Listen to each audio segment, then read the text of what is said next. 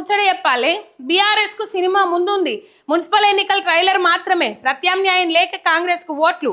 ఉత్తర తెలంగాణలో BRS BJP పొత్తుకు ఎన్నికలు తొలిమెట్టు. సిపిఐకి తోకపాటిగా బీఆర్ఎస్ కవిత అని చెప్పేసి నిన్న ఆమె ప్రెస్ మీట్ పెట్టిండ్రు. ఏది ఫార్వర్డ్ బ్లాక్ సంబంధించి వాళ్ళు జాగృతి మద్దతు ఇచ్చింది. జాగృతి కలిసి మేము పోటీ చేసినాము అని చెప్పేసి చెప్పారు కదా. ఇక్కడ కాంగ్రెస్ మద్దతు ఇచ్చింది, జాగృతి మద్దతు ఇచ్చింది. ఈ బ్లాక్ ఫార్వర్డ్ ఏదైతే ఉన్నదో ఫార్వర్డ్ బ్లాక్ సంబంధించి ముగ్గురు కలిసి పోటీ చేసినాయి అని చెప్పుకోవాలి. ఇక్కడ వడ్డేపల్లి ఏదైతే మేము కైవసం చేసుకున్నాం, 8 వచ్చినాయి మాకు, మున్సిపాలిటీ కైవసం చేసుకున్నాం అని చెప్పేసి మాట్లాడుతూ ఉన్నారో ఈమె ఒక్కసారి కడప దాటి బయట అడుగుపెట్టింది లేదు, ప్రచారంలో పాల్గొన్నది లేదు. వాళ్ళు ప్రచారంలో తిరిగేటప్పుడు ఈమె పార్టీ కండువా వేసుకున్నది లేదు. కాకపోతే మద్దతు మాత్రం ఇచ్చింది. ఆయన కాంగ్రెస్ మద్దతు కూడా ఉన్నది. ఇక్కడ 3 పార్టీలు కలిసి పోటీ చేసినాయి అని చెప్పాలి. కాంగ్రెస్ అభ్యర్థి గెలిపించిండు అక్కడ. ఇప్పుడు 8 మంది అక్కడ గెలుచుకున్నారంటే కాంగ్రెస్ మద్దతు ఉన్నది. అక్కడ కాంగ్రెస్ ఒకటి, మొత్తం 10 ఉంటే కాంగ్రెస్ ఒకటి, బీఆర్ఎస్ ఒకటి, మిగతా 8 ఈ ఫార్వర్డ్ బ్లాక్ వాళ్ళు గెలుచుకున్నారు. ఇప్పుడు మరి నిన్ననే ప్రెస్ మీట్ పెట్టి చెప్పారు కదా, ఆయన కూడా మాట్లాడిండు కదా.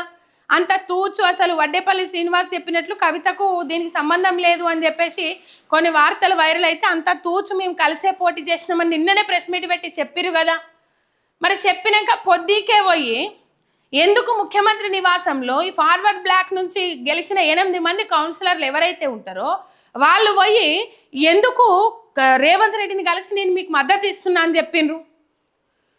అంటే ప్లాన్ ప్రకారమే కాంగ్రెస్ మద్దతుతోని కవిత, కాంగ్రెస్, ఫార్వర్డ్ బ్లాక్ ఎవరైతే ఉన్నారో ఈ ముగ్గురు కలిసి అక్కడ మద్దతుతోని గెలిచిరు వాళ్ళు.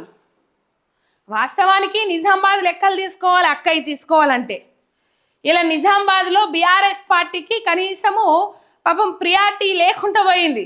కాజ్ ఓన్లీ కవితక్క అని చెప్పేసి మాట్లాడుకుంటా ఉన్నారు. అక్కగారు ఎంపీగా ఏలుబడి చేసి అంత చక్కదనం చేసిరాడా, అందుకే బీఆర్ఎస్ పార్టీ వైపు మొగ్గు చూపుతలేరు అని చెప్పేసి. సరే బీఆర్ఎస్ నుంచి పక్కకు వచ్చింది కదా, మరి ఇప్పుడన్నా మొగ్గు చూపాలే కదా. కనీసము ఆ నిలబడ్డ క్యాండిడేట్ కూడా ఆయనకు ఓటేసుకోలేని పరిస్థితి. 15 వార్డులలో పోటీ చేస్తే 12వ వార్డులో గుండు 0, 16వ వార్డులో నోటాకు పడ్డ దాదాపు 4 వార్డులలో నోటాకు పడ్డ ఓట్లు కూడా పడలే. 2,06,000 పైచిలకు ఓట్లు నిజామాబాద్లో పోలైతే అక్కగారు పార్టీ తరఫున లేకపోతే ఫార్వర్డ్ బ్లాక్ అక్కగారు మద్దతు ఇచ్చిన వాళ్ళ దగ్గర నుంచి అక్కగారు మద్దతు ఇచ్చిన వాళ్ళకు పడ్డ ఓట్లు 750 ఓట్లు. కనీసం 1000 ఓట్లను కూడా సంపాదించుకోలేకపోయిండు. ఇలా ఏదో రాష్ట్ర వ్యాప్తంగా పొడి చేసినాం, రాష్ట్ర వ్యాప్తంగా దంచేసినాం, ఇది ట్రైలర్ మాత్రమే, ఇది సినిమా మాత్రమే అని అక్కగారు మాట్లాడుతున్నారు కదా. నిజంగా నిజామాబాద్ లెక్కలు చూస్తే ఇగో ఇట్లున్నాయి.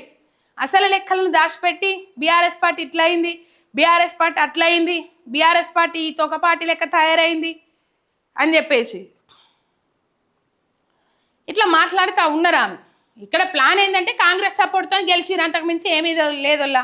ఆ కాంగ్రెస్ సపోర్ట్తో గెలిచిన వాళ్ళు ప్రెస్ మీట్ పెట్టేదాకా అక్కడ ఉండాలని చెప్పేసి మాట్లాడుకున్నారు. తర్వాత ప్రెస్ మీట్ పెట్టినాక పోయి కాంగ్రెస్లో కలవాలి, కాంగ్రెస్కు మద్దతు ఇవ్వాలని చెప్పేసి అది చేసిండ్రు. అంతకుమించి ఇంకేమీ లేదు అక్కడ. క్లియర్ కట్, ఇది క్లారిటీ. కాంగ్రెస్ మద్దతు, జాగృతి మద్దతు అండ్ ఫార్వర్డ్ బ్లాక్ ఈ ముగ్గురు కలిసి ఆడ పోటీ చేసిరని చెప్పుకోవాలి వడ్డేపల్లిలో. కాంగ్రెస్ బలం ఇంకా పెంచడం కోసం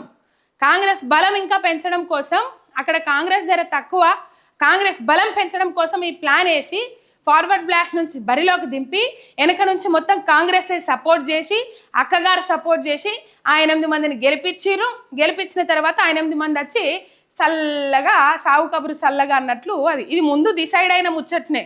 ఇలా ఆశ్చర్యపోవాల్సిన అవసరం ఏమీ లేదు. మరి అక్కగారు మళ్ళీ ప్రెస్ మీట్ పెట్టి ఏం చెప్తారు, ఏం కథ అనేది మళ్ళీ చూద్దాం మనం. కానీ మొత్తం ఇది ఈ తతంగం అంతా నడిచింది.